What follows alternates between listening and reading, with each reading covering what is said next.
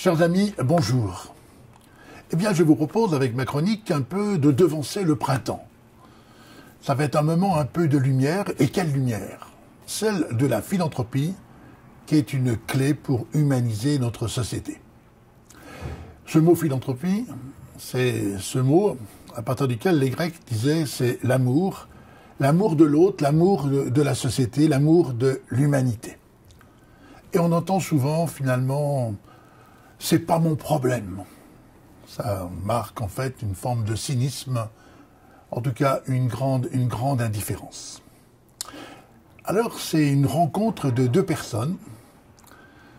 Il y a quelques jours, j'étais à Vannes, dans le Morbihan, pour l'inauguration d'une maison intergénérationnelle de 17 logements. Et voici qu'une jeune femme est dans une chaise roulante. Cette femme a été éprouvée. Elle est donc aussi dans une situation de mobilité réduite. Et elle a besoin d'un logement qui soit adapté à la fois à ce manque de ressources et au fait aussi qu'elle est en difficulté physique. Et elle trouve un propriétaire qui va lui offrir précisément un appartement qui va répondre aux deux difficultés qu'elle rencontre.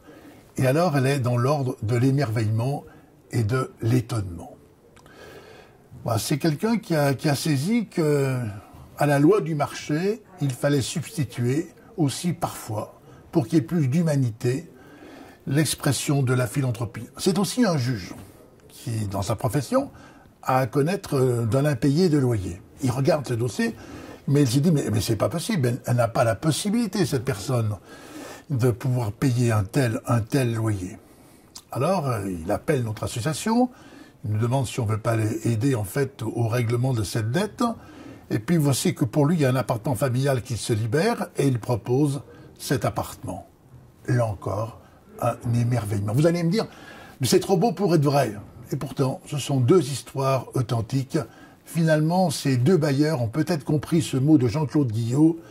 L'espérance a deux beaux enfants, la colère, pour lutter contre l'injustice et aussi le courage pour s'y attaquer.